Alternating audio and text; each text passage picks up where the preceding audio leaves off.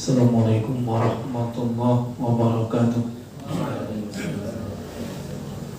Alhamdulillah wassalatu wassalamu ala Rasulillah Sayyidina wa maulana Muhammad wa ala alihi wa ashabihi wa man tabi'ahu amma ba'd.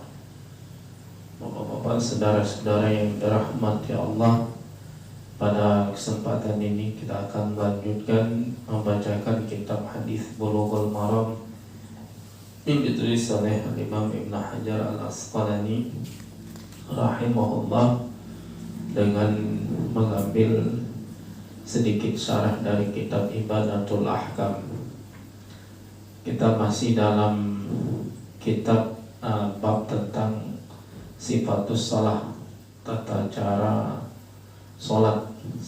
Sifat sholat maksudnya adalah tata cara sholat. Bab masih dalam bab sifatus shalah. Ini hadis yang pertama kemarin 214, dan ini kita lanjutkan hadis yang berikutnya. Hadis yang kedua dalam bab ini, atau hadis yang ke-215 dari awal kitab.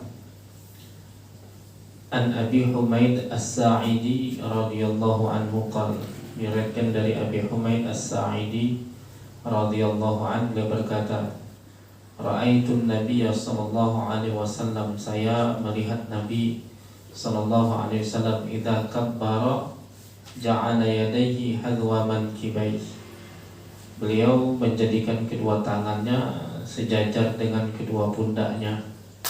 Wa idza raka'a amkana yadayhi mi rukbatayhi, dan kalau beliau ruku, beliau menempatkan kedua tangannya pada kedua lututnya, memegang kedua lututnya dengan kedua tangannya. Tsumma hasira dhahrahu, kemudian beliau membungkukkan punggungnya. Fa idza rafa'a ra'sahu, dan kalau beliau mengangkat kepalanya dari ruku, istawa hatta ya'udda kullu faqarin makana, maka beliau sudah mengangkat kepala dari ruku, itu beliau lurus sampai seluruh tulang belakang itu kembali ke tempatnya semula. Wa idza sajada wada'a yadayhi ghayra muftarish wala qabiduhuma, dan kalau sujud beliau meletakkan kedua tangannya tanpa iftirash. Maksud iftirash itu meletakkan lengan ke lantai. Jadi lengannya tidak ditaruh di lantai, tapi diangkat. Yang ditaruh di lantai itu hanya kedua telapak tangan. Wala qabiduhuma, dan juga tidak menggenggam keduanya. Wastaqbala bi atrafi asabi'a rijlaihi al-qiblah, dan beliau menghadapkan jari-jari kedua kakinya ke arah kiblat. Maksudnya kakinya itu ditegakkan, dilipat, jari-jarinya menghadap ke arah kiblat waktu sujud. Wa idza jalasa fi rak'atain, dan kalau beliau duduk pada 2 rakaat, ya, maksudnya duduk tasyahud awal, kalau dia punya tasyahud awal, jalasa ala rijlihil yusra, maka beliau duduk di atas kaki kirinya. Maksudnya di atas telapak kaki kiri. Jadi kaki kiri dilipat, duduk di atas telapak kaki kiri. Wa nasabal yumna, dan menegakkan kaki kanan. Kaki kanannya tegak. Wa idza jalasa fi rak'atil akhirah, dan kalau beliau duduk pada rakaat yang terakhir, qaddama rijlahul yusra. Nah, ini kayaknya keliru ini, rijlihi. Qaddama rijlahu. Jadi maf'ul bih itu nasab itu tandanya fathah. Qaddama rijlahul yusra, beliau memajukan kaki kirinya.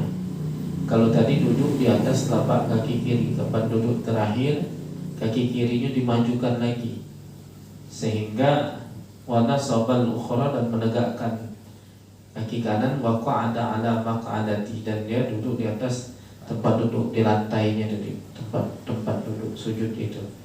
Jadi itu namanya tawarruk. Yang pertama tadi namanya duduk iftirash. Jadi duduk iftirash itu kaki kiri dilipat, duduk di atas telapak kaki kiri, kemudian kaki kanan ditegakkan, jari-jari kaki kanan dihadapkan ke arah kiblat, dilipat. Kemudian kalau duduk tawarruk itu, kalau tadi duduk di atas telapak kaki kiri, sekarang tawarruk duduk yang terakhir, kaki kirinya maju lagi sehingga duduknya di lantai, bukan duduk di atas kaki kiri lagi.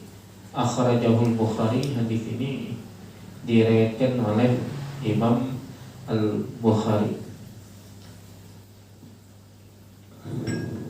Kemudian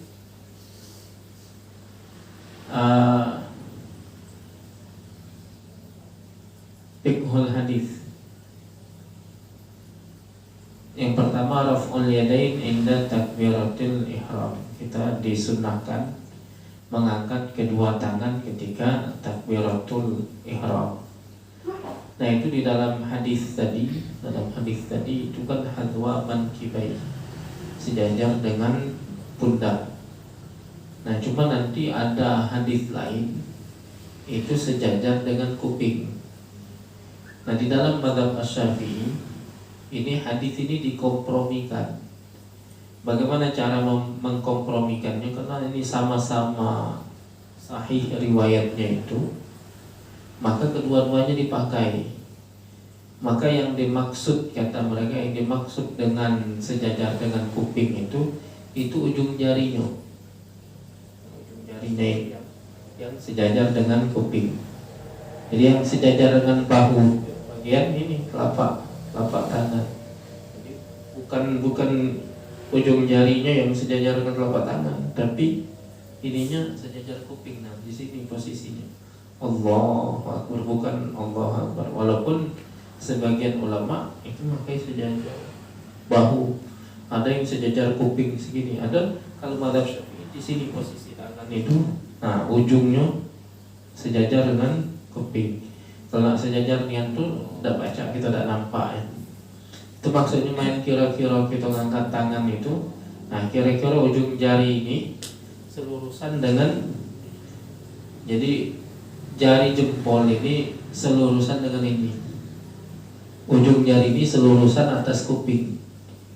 Jadi yang di sini ini yang sejajar dengan pundak itu tadi. Jadi bukan ujung, bukan begini Allahu Akbar, tapi Allahu Akbar. Nah, ini kan kalau ditaruh dekat ya. Nah, seginilah Allahu Akbar. Kemudian yang kedua, wujubur ruku' wa tuma'ninati fihi, wajibnya ruku' dan tuma'ninah di dalam ruku', wa bayanu kaifiyatihi, dan penjelasan tentang tata caranya. Wa dzalika bi ayyad'a rahatail yadaini 'ala rukbaitain. Itu dengan cara meletakkan kedua telapak tangan bagian depan ini ke atas dua lutut. Taruh sini. Wa maddadh dhahra bila taqwis, dan meluruskan punggung tanpa condong. Maksudnya lurus punggungnya nih, rukuknya jangan condong kayak ini. Jangan kayak ini. Maksudnya punggung itu lurus. Itu sedapat yang kita lakukan ya. Ada, kalau orang gemuk kan susah nak lurus nih. Maka orang gemuk jangan jadi patokan untuk cara rukuknya. Lagi nengok, Ustaz tu cak itu rukuknya. Ya Ustaz juga baca karena badannya gemuk, jadi tak baca lurus nian, kena perutnya. Nah, itu. Kemudian wujubus sujudi wa tuma'ninati fihi, wajibnya sujud dan tuma'ninah dalam sujud, wa bayanu kaifiyatihi, dan penjelasan tata caranya. Wa dzalika bi ayyuba'ida mirfaqaihi an jambaihi, yaitu menjauhkan antara sikunya ini dari kedua sisi badan. Jadi kan bukan nempel ini, kecuali perempuan nanti dari lain ini nempel, laki-laki ini jarang. Tadi tidak meletakkan lengan, nah menggenggam, maksudnya tuh yang ini yang tidak digenggam kayak gini, tidak ditempelkan kayak gini siku dengan sisi badan, jadi dijarangkan. Jadi lengannya diangkat, sikunya tidak nempel di sisi badan. Nah, beda dengan perempuan. Kalau perempuan sikunya nempel, ini rapat. Kalau laki-laki ini dijauhkan. Kemudian yang keempat, istihbabul julus baina sajdataini muftarisan rijlahul yusra. Dianjurkan duduk antara dua sujud dengan cara iftirash. Dengan cara iftirash, kaki kirinya itu tadi dilipat, duduk di atas telapak kaki kiri, menegakkan kaki kanan. Kemudian al-julus bit tasyahhudil akhir mutawarrikan, duduk pada tasyahud akhir dengan cara tawarruk. Tawarruk itu kaki kirinya ditarik ke depan, telapak kaki kirinya, kaki kanan ditegakkan seperti iftirash tadi lah. Nah, kemudian kita lanjut hadis berikutnya. An Ali bin Abi Thalib radhiyallahu an, dari Ali bin Abi Thalib radhiyallahu an,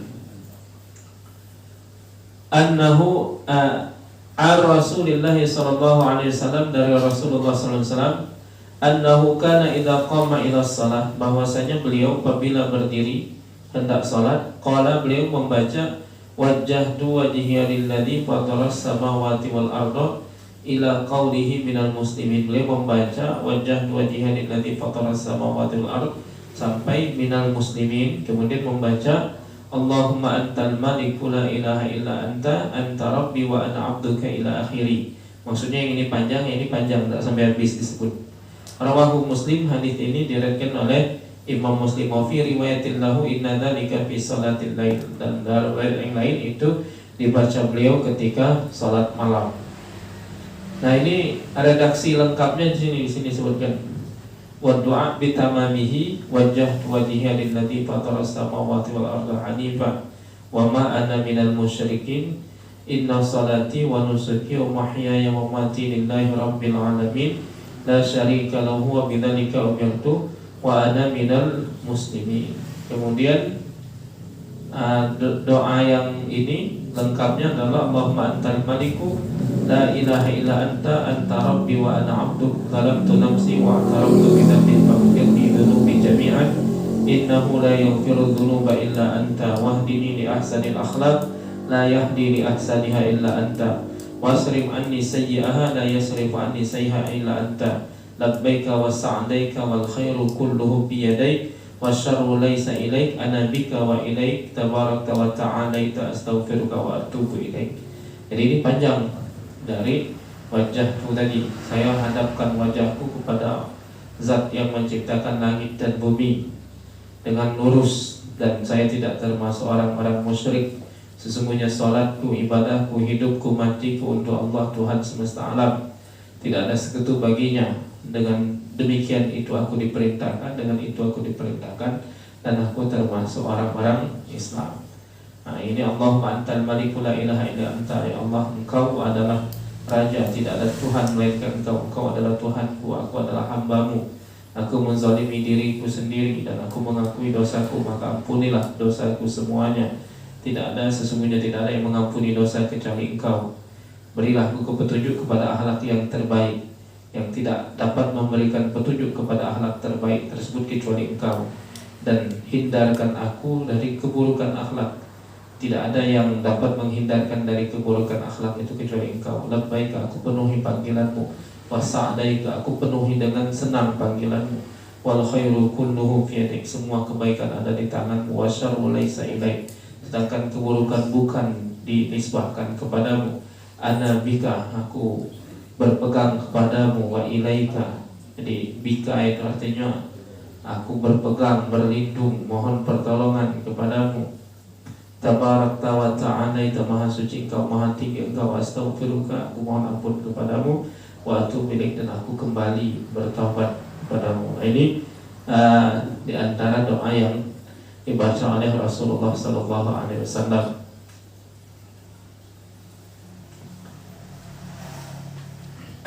Kemudian fiqhul hadis yang pertama, jawazud du'a fi shalah bima laisa minal Qur'an. Boleh doa di dalam salat dengan doa yang bukan berasal dari Al-Qur'an. Kemudian masyru'atu du'a baina takbir wal qira'ah qira'atil ula. Dianjurkannya berdoa antara takbir dan membaca Al-Fatihah pada rakaat pertama. Wa yusamma doa al-iftitah, dinamakan dengan doa iftitah.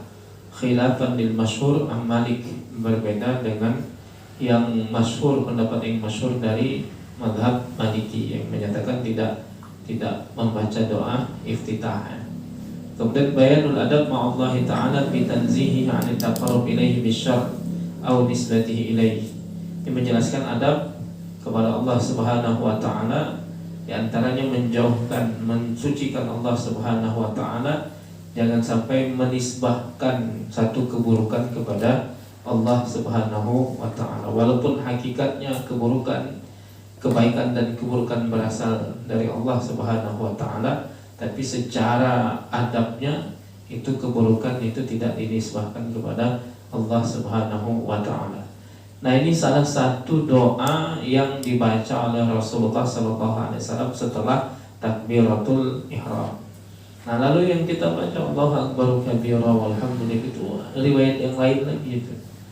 Jadi di dalam mazhab Asy-Syafi'i itu begini, kita boleh memilih doa iftitah itu dengan doa iftitah apa saja yang ada riwayat dari Rasulullah sallallahu alaihi wasallam, baik riwayat yang langsung beliau baca atau yang dibaca oleh sahabat kemudian ditakrir, disetujui oleh Rasulullah sallallahu alaihi wasallam. Nah, termasuk ada Allahu akbar kabira walhamdulillahi katsira wa subhanallahi bukratan wa asila. Batas itu jadi yang ini wajah wajhiyah. Nah, kita biasa pakai ini. Ini wajah wajhiyah. Ini tidak pakai ini, tidak masalah pakai ini, negatif masalah. Itu penegasan dalam Al-Quran pakai ini kan. Dalam surah Al-An'am itu inni wajjahtu wajhiya lilladzi fataras samawati wal arda hanifa. Adakah riwayat yang pakai ini? Ada riwayat yang pakai ini, walaupun dengan sanad-sanad yang diperbincangkan, tetapi itu ada riwayat yang pakai ini. Yang ini yang pernah Ustadz Adi Hidayat pernah bahas, dan beliau keliru dalam hal ini, karena beliau mengatakan dalam videonya itu beliau meriksa sampai sekian ribu kitab hadis, tak ketemu katanya yang pakai ini, kecuali dalam masalah kurban, menyembelih kurban.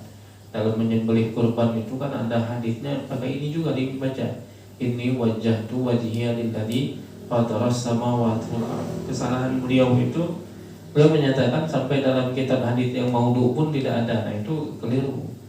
Ada, walaupun riwayatnya itu diperbincangkan kesahihannya, tapi andaikan tidak ada sekalipun, itu tidak mempunyai pengaruh apa-apa. Itu hanya penegasan. Para sahabat kayak yang baca Allahu akbar kabira itu saja, itu redaksi seluruhnya dari sahabat, itu bukan dari Nabi sallallahu alaihi wasallam. Abdullah bin Mas'ud saja misalnya pernah nambah dalam tasyahud itu assalamu alaina min rabbina. Ada tambahan min rabbina, assalamu alaina min rabbina wa ala ibadillahis salihin. Ada yang nambah asyhadu an la ilaha illallah wahdahu la syarika, ada yang nambah itu. Nah, ini ditambah ini itu tidak masalah. Kemudian yang kedua, ini yang juga sering dipermasalahkan, wa ana minal muslimin. Karena katanya riwayat Nabi itu wa ana awwalul muslimin, sama seperti dalam Al-Qur'an, wa ana awwalul muslimin. Nah, ini perlu kita ketahui bahwa riwayatnya itu memang ada wa ana awwalul muslimin dan ada wa ana minal muslimin. Dua-dua riwayat itu ada. Akan tetapi untuk yang kita baca itu tetap yang lebih tepatnya adalah wa ana minal muslimin, jangan wa ana awwalul muslimin. Walaupun riwayatnya ada. Kenapa? Karena riwayatnya ada dari Rasulullah wa ana awwalul muslimin, itu tepat bagi Rasulullah. Saya adalah orang Islam yang pertama, yang tepat bagi Rasulullah. Bagi kita tidak tepat. Apa kita awalul muslimin? Bukan kita ini. Kita lah nomor berapa juta kita ini. Nomor urutnya itu. Kita mau membaca wa ana awalul muslimin, tidak pas. Di dalam kitab Kifayatul Akhyar itu dinukilkan pendapat dari mazhab Hanafi, dianggap bohong gitu kalau kita baca wa ana awwalul muslimin, karena tidak sesuai dengan waqi', tidak sesuai dengan kenyataan. Kalau Rasulullah memang sesuai dengan kenyataan. Beliau tuh awwalul muslimin, iya, minal muslimin juga iya. Kalau kita ini awwalul muslimin tidak masuk. Kalau minal muslimin pas bagian, misalnya wa ana minal muslimin, dan saya termasuk.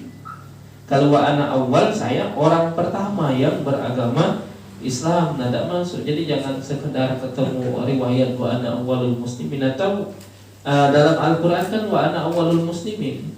Benar, dalam Al-Quran adalah wa ana awalul muslimin, tetapi itu mengisahkan ucapan Nabi Ibrahim alaihissalam.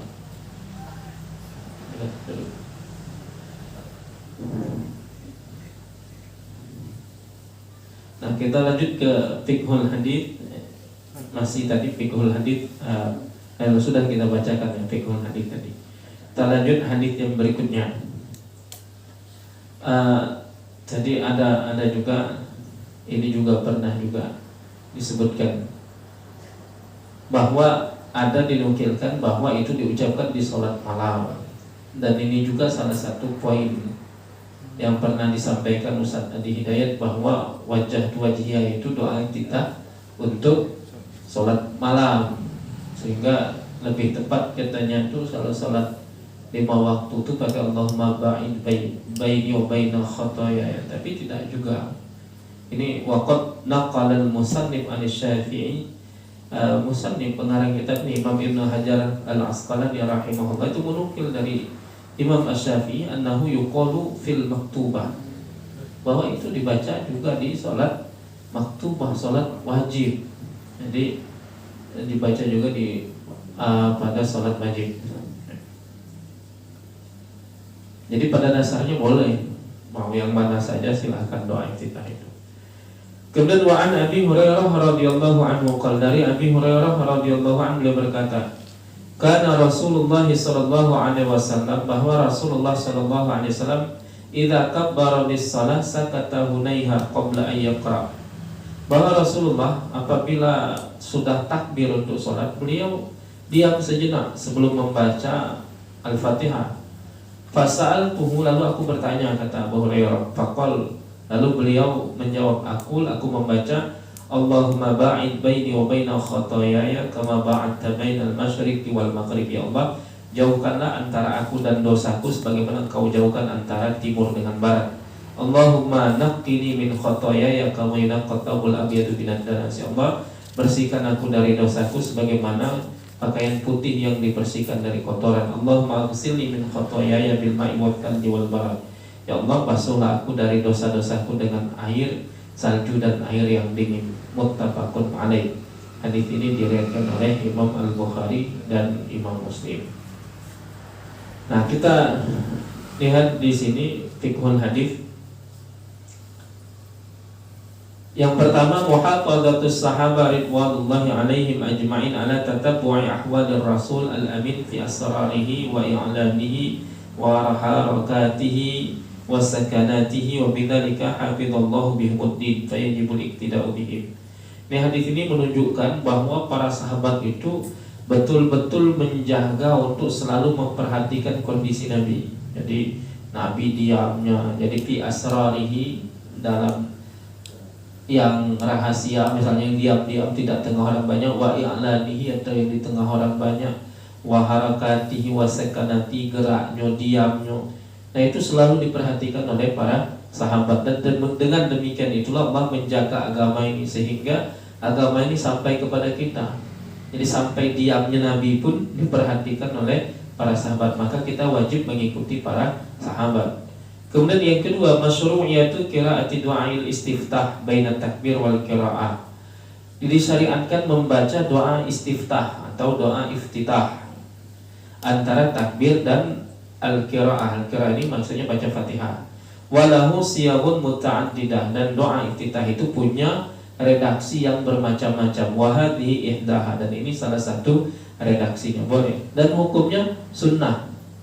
Dari mana para ulama menyimpulkan bahwa itu sunnah? Satu, Ini doa iftitah ini tidak disebut dalam hadis yang pertama kemarin. Padahal Nabi ngajarkan orang sholat. Kalau kamu sudah mau sholat, sempurnakan wudhu, berdiri, takbir sudah tuh, baca Al-Fatihah. Nanti situ tidak menyebut baca doa iftitah. Seandainya ini wajib pasti dijelaskan. Yang kedua, nah ini di hadis ini jadi dalil bahwa itu sunnah.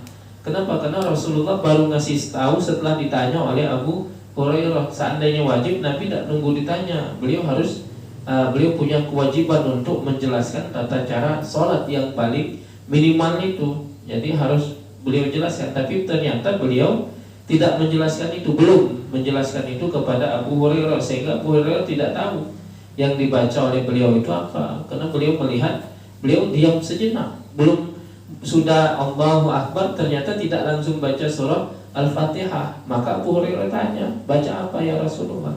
Nah, aku dibaca ini, kata beliau, Allahumma ba'id baini wa baina khotoyaya kama ba'adta bainal masyriqi wal maghrib. Allahumma naqqini min khotoyaya kama yunqatabul abyadu minad danas waghsilni minal khotoyaya kama bil ma'i wal thalji wal barad. Nah, itu salah satu doa iftitah. Kemudian jawazud du'a fi shalah bima laysa minal Qur'an ma'a taqayyud bil warid fi mawadhi'i. Boleh berdoa di dalam salat dengan doa yang bukan berasal dari Al-Qur'an, dengan catatan berdoa dengan yang ada riwayatnya dan sesuai dengan tempatnya, itu. Misalnya doa ruku, doa pada saat ruku, was sujud ketika sujud, warafi minha, atau bangkit dari minhuma, bangkit dari ruku atau bangkit dari sujud, dan yang lainnya. Kemudian tasbihul ma'qul bil mahsus liyakuna aqraba ila idrakin nufus. Ini menyerupakan yang ma'qul itu dapat dipahami oleh akal. Tidak terlihat ya. Tidak terlihat itu ma'qul, tapi dapat dipahami oleh akal. Bil mahsus diserupakan dengan yang dapat diindra. Itu maksudnya yang tadina, yang doa tadi. Allahumma ba'id baini wa baina khotoyaya kama ba'adta bainal masyriqi wal maghrib. Jauhkan aku dari dosaku, itu namanya ma'qul. Dapat dipahami tapi bentuknya tidak bisa diindra. Dosa kita itu kan tidak bisa dilacak pakai panca indera. Dosa itu tidak bisa dilihat, tidak bisa dipegang misalnya. Nah, maka kadang-kadang Rasulullah SAW supaya mudah dipahami, itu ditasbihkan, diserupakan dengan sesuatu yang bisa diindra. Seperti misalnya timur dengan barat. Nah, tahu gitu. Wah, itu timur di sana, misalnya barat di sana. Nah, itu berarti jauh nian. Sebab ketika kita, ya Allah jauhkanlah aku dari dosa itu, kita tidak bisa membayangkan apa-apa. Tapi begitu disebutkan sebagaimana engkau jauhkan antara timur dengan barat, nah maksudnya berarti jauh nian, diminta dijauh sejauh-jauhnya. Itu namanya tasbihul ma'qul bil mahsus. Itu biasa dilakukan oleh Rasulullah, membuat perumpamaan. Tujuan membuat perumpamaan itu adalah supaya lebih mudah dipahami. Kadang-kadang itu kita kan sulit ketika misal ini bahasa sastra Arab namanya itu. Kalau dalam ilmu bahasa Arabnya itu tasbih itu masuk dalam pembahasan ilmu bayan namanya. Jadi salah satu ilmu bahasa Arab itu cabangnya adalah ilmu balaghah.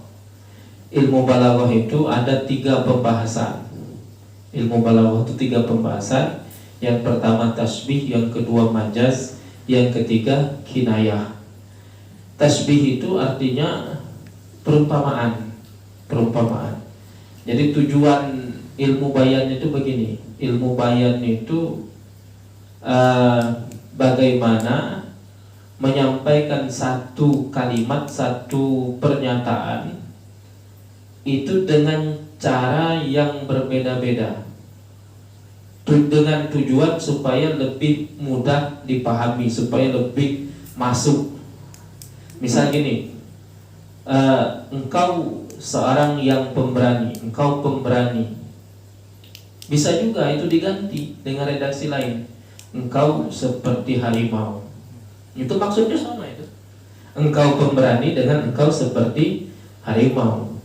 Tetapi yang akan lebih cepat masuk ketika kita akan mengungkapkan keberanian seseorang yang sangat luar biasa, misalnya ketika kita bilang engkau pemberani saja, itu orang tidak bisa membayangkan seperti apa keberaniannya, itu belum bisa dibayangkan. Itu kata-kata engkau seorang pemberani itu belum bisa membayangkan kadar keberaniannya itu.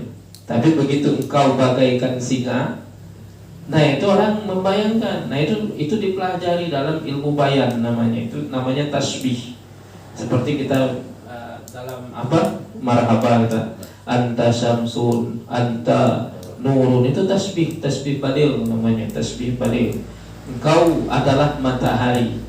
Nah itu untuk mengungkapkan bahwa Rasulullah Sallallahu Alaihi Wasallam itu berfungsi menyinari sebagaimana matahari yang dunia sebesar ini gelap bisa terang semua. Nah itu kalau dibilang wahai Rasulullah, engkau menyinari kami, itu belum dalam ininya, belum dalam bayangan kita itu. Kadarnya itu seperti apa? Ketika disebut anta syamsun, anta nurun, itu terbayangnya lebih kuat. Nah itu tasbih namanya. Ya, tujuan tasbih itu supaya kita ini cepat paham, cepat nangkap hal-hal yang kadang-kadang tidak bisa diindra, supaya lebih dapat ditangkap, itu disamakan, diserupakan dengan hal-hal yang dapat diindra. Nah itu supaya kita bisa membayangkan. Itu namanya tasbih. Sama seperti misalnya hadis Rasulullah SAW, aku ini terhadap kalian sama seperti orang yang jaga laron dari api. Nah, aku nih ngusir terus. Nah, laron itu orang yang ngusir laron, jangan kena api, mati. Diusir, tapi masih makso. Nak masuk api itulah. Nah macam itulah kamu ini, kata Rasul. Aku nih berusaha sekuat tenaga supaya kamu jangan masuk neraka, tapi kamu dewek makso. Yang dalam hadis yang lain, aku nih kupegang, nak ikat pinggang kamu, kupegang kuat-kuat supaya kamu jangan masuk neraka, tapi kamu nepiskan tangan aku kepengen masuk neraka tulah. Nah itu kan bukan itu tasbih namanya, itu perumpamaan. Supaya apa? Supaya lebih cepat paham, bahwa Nabi itu kepengenian kita ini jangan sampai masuk neraka. Tapi kita lewek, kadang-kadang itu lepis tangan Nabi, tidak galak. Nabi lah nunjukkan ini, nah kamu jalan yang benar, masih nak jalan yang salah itulah. Nah itu namanya tasbih. Nah ini di hadis ini tasbih doanya, ya Allah jauhkanlah dosaku antara diriku dengan dosaku sebagaimana engkau jauhkan timur dengan barat. Ya Allah bersihkanlah aku dari dosaku sebagaimana kau membersihkan kain putih dari kotoran. Maksudnya kalau kain putih itu dibersihkan dari kotoran, bersih, itu bersihnya. Kalau yang bukan putih, yang hitam, coklat, misalnya dibersihkan, belum tahu bersih, karena bisa jadi tidak nampak. Tapi kalau putih, tengok bersihnya, ketika kotor, berarti asli bersihnya. Kalau pakaian hitam, dia omongin bersih, belum tentu, bisa jadi ada kotoran hitam juga, sapu hitam, tapi tidak nampak di situ. Nah itu supaya lebih mudah membayangkannya. Jadi digunakan tasbih. Kemudian kita lanjut hadis berikutnya.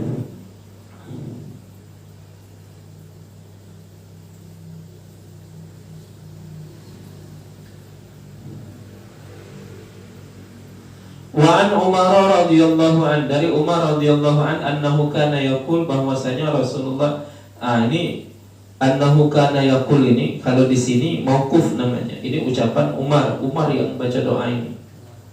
Tetapi ada juga riwayatnya yang ini mausul sampai kepada Rasulullah sallallahu alaihi wasallam. Yang sahihnya yang mana wallahu a'lam.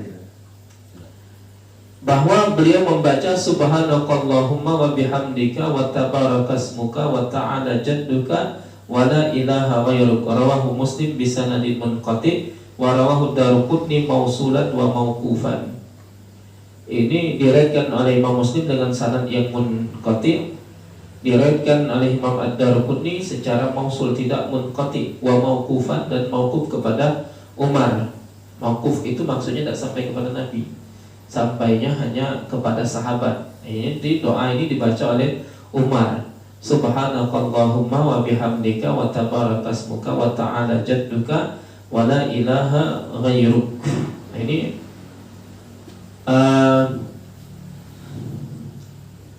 kita lihat ke fiqhul hadis.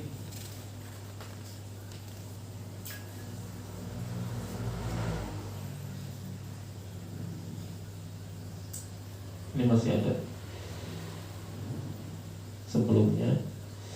Wa nahwahu an Abi Sa'id Al-Khudri. Nah, ini sama seperti yang itu. Juga diriwayatkan dari Abi Sa'id Al-Khudri radhiyallahu an marfu'an indal khamsah. Nah, ini diriwayatkan secara marfu dari Abi Sa'id Al-Khudri. Diriwayatkan oleh imam yang lima. Imam yang lima itu Abu Daud, At-Tirmidzi, Ibnu Majah, An-Nasa'i dan Imam Ahmad. Wa kana yaqulu ba'da takbir, dan beliau membaca setelah takbir, sebelum baca yang subhanakallah wa bihamdika tadi, membaca ini a'udzu billahi samii'il 'alim minasyaitonir rajim min hamzihi wa nafthihi wa nafthihi. Baca ta'awudz, apakah ini sebelum baca doa tadi atau setelah subhanakallahumma wa bihamdika tadi? Nah, ini diantara riwayatnya, setelah takbir ada yang membaca a'udzu billahi samii'il 'alim minasyaitonir rajim min hamzihi wa nafthihi wa nafthihi wa nafthihi. Nah, kita langsung ke fiqhul hadis. Yang pertama, masyhur yaitu doa istiftah bis salat bil kalimatil waridah qabla al-qiraah. Dianjurkan membaca doa istiftah di dalam salat dengan bacaan-bacaan yang warid, yang ada riwayat tadi sebelum membaca Al-Fatihah. Kemudian talabut ta'awudz billahi min syarri syaitan. Kita dianjurkan, dituntut untuk berlindung kepada Allah dari kejahatan syaitan, wa af'alihi, dan dari perbuatan-perbuatan syaitan, qabla al-qiraah wa ba'da du'ail iftitah, sebelum membaca dan setelah membaca doa iftitah. Jadi baca iftitah, ta'awudz, baru baca surah Al-Fatihah. Kemudian wa an Aisyah radhiyallahu anha, dari Aisyah radhiyallahu anha qalat, ia berkata, kana Rasulullah sallallahu alaihi wasallam yastaftihu as-salat bit takbir wal qiraah bilhamdulillahi rabbil alamin. Bahwa Rasulullah sallallahu alaihi wasallam beliau memulai salat dengan takbir dan membaca alhamdulillahi rabbil alamin. Maksudnya membaca alhamdulillahi rabbil alamin itu membaca surah Al-Fatihah, bukan membaca alhamdulillahi rabbil alamin saja. Dan ini yang sering dijadikan dalil yang tidak membaca basmalah, tidak baca basmalah, karena di sini disebutkan Nabi memulai dengan takbir dan membaca alhamdulillahirabbil alamin. Padahal ini tidak bisa dijadikan dalil itu. Kenapa? Karena maksudnya memulai bacaan dengan alhamdulillahirabbil alamin itu bukan membaca itu, tapi membaca surah Al-Fatihah. Nah, sementara nanti ada riwayat lain bahwa basmalah itu adalah ihda ayatiha, salah satu ayat dalam surah Al-Fatihah. Walaupun ini menjadi perdebatan panjang, karena di kalangan mazhab yang empat itu beda-beda pendapat mengenai basmalah ini. Jadi kalau mazhab Syafi'i dan mazhab Hambali itu basmalah itu adalah ayat pertama dari surah Al-Fatihah. Kalau mazhab Hanafi itu bukan ayat dari surah Al-Fatihah, tapi ayat yang berdiri sendiri. Mazhab Maliki juga itu bukan ayat. Jadi yang anggap ayat itu mazhab Syafi'i dan mazhab Hambali. Tapi walaupun sama-sama menganggap ayat, tata cara bacanya juga beda Syafi'i dengan Hambali. Kalau mazhab Asy-Syafi'i, karena basmalah itu adalah ayat pertama dari surah Al-Fatihah, maka statusnya sama dengan ayat yang lain. Kalau ayat yang lainnya dibaca jahar, ya basmalahnya jahar. Jadi kalau kita misalnya sholat maghrib kan baca Fatihahnya jahar, maka basmalahnya jahar, karena sama-sama ayat. Kenapa harus dibedakan basmalahnya? Sir, alhamdulillahnya jahar misalnya, padahal kan statusnya sama. Statusnya sama-sama ayat. Basmalah adalah ayat yang pertama. Maka dalam mazhab Syafi'i kalau Fatihahnya jahar termasuk basmalahnya jahar. Kalau Fatihahnya sir termasuk basmalahnya sir. Nah, cuma kalau mazhab Hambali tidak. Mazhab Hambali itu basmalahnya selalu dibaca sir. Pada sholat jahar dibaca sir, pada sholat sir juga dibaca sir. Mazhab Hanafi juga dibaca sir. Mazhab Maliki tidak baca. Jadi mazhab Maliki yang tidak baca basmalah. Salah satu dalilnya ini karena Nabi katanya memulai dengan Alhamdulillahirabbil alamin. Wa kana idza raka'a lam yushhis ra'sahu wa lam yusawwibhu walakin baina dzalik. Dan kalau ruku beliau itu tidak mengangkat kepalanya dan tidak juga menurunkannya. Maksudnya itu begini, ruku. Nah, ini anggap kepala ini kepala. Nah, ini ruku ya. Ini lurus. Kepalanya tidak mengangkatnya ini, tak juga nunduknya ini, tapi lurus dengan punggung itu. Nah, kepala. Jadi kepala belakang kepala kita ini lurus dengan punggung belakang. Karena ada yang nah, saya ini nunduk nih, nunduk. Kepalanya nunduknya ini ke bawah. Atau nengok ke depan, bukan nengok ke tempat sujud. Dia ruku tapi nyungak. Nah, ini disebutkan oleh Aisyah, Nabi itu kalau ruku kepalanya tidak ada nongak ke atas, tidak juga nunduk ke bawah, tapi lurus selurusan dengan punggung belakangnya itu. Walakin baina dzalik, antara yang demikian itu tidak nongak, tidak turun, nah tengah-tengah maksudnya. Wa kana idza rafa'a min ruku', dan kalau beliau bangkit dari ruku' itu lam yasjud hatta yastawi qa'iman. Beliau tidak sujud sebelum sampai beliau lurus, berdiri lurus. Bukan Sami Allah liman hamidah, lurus lah turun lagi. Nah, beliau tidak akan turun sujud sebelum lurus.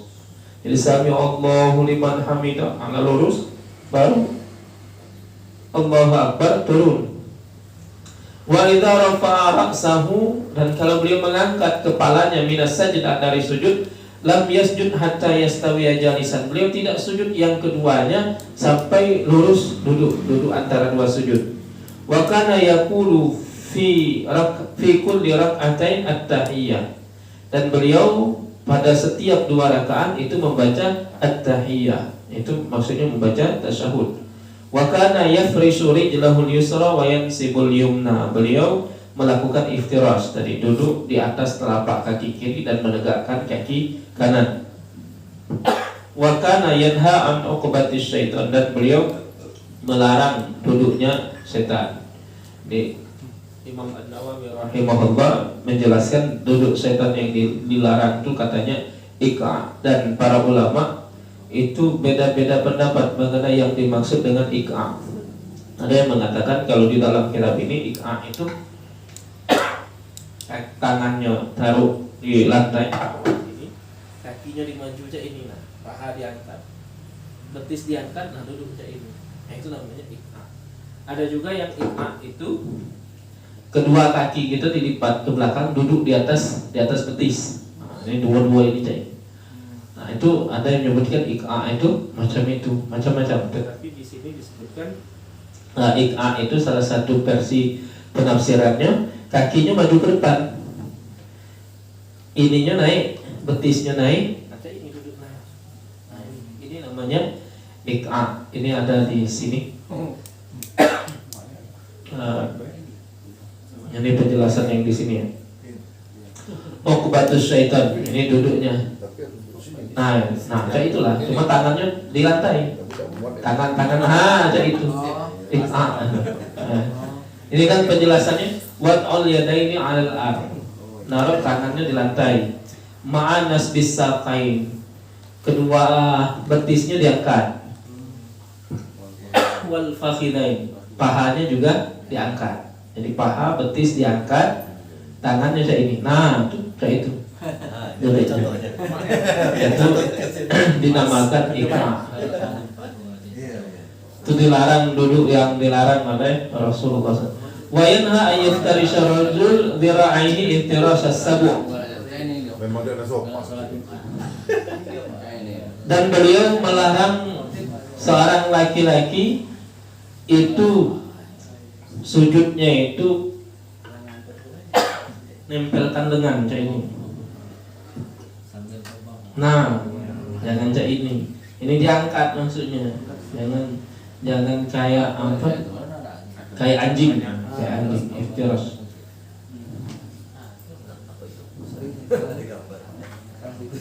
Wa kana yakhtimu shalah bit taslim, dan beliau menutup salatnya dengan salam. Akhrajahu Muslim. Hadis ini diriwayatkan oleh oleh Imam Muslim.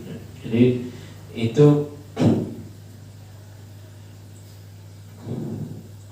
kita lanjut ke fiqhul hadisnya, pemahaman fikih dari hadis itu.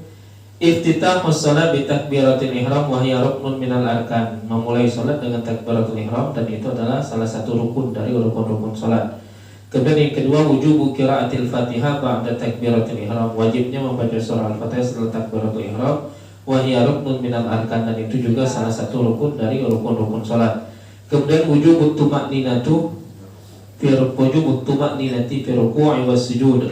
Wajibnya tuma'ninah pada ruku' dan sujud. Wa annahuma ruknani la tasihhu shalah bidunihima, bahwa ruku' dan sujud itu adalah dua rukun yang tidak sah salat kalau tidak melakukan ruku' dan sujud. Kemudian an-nahyu 'anit tashabbuh bil hayawanat, yaitu larangan menyerupai hewan seperti kaiqa'il kalbi, seperti iqa'nya anjing, wa tirab sabuk, dan juga julurkan tangan hewan buas. Nempel di lengan, maksud ini.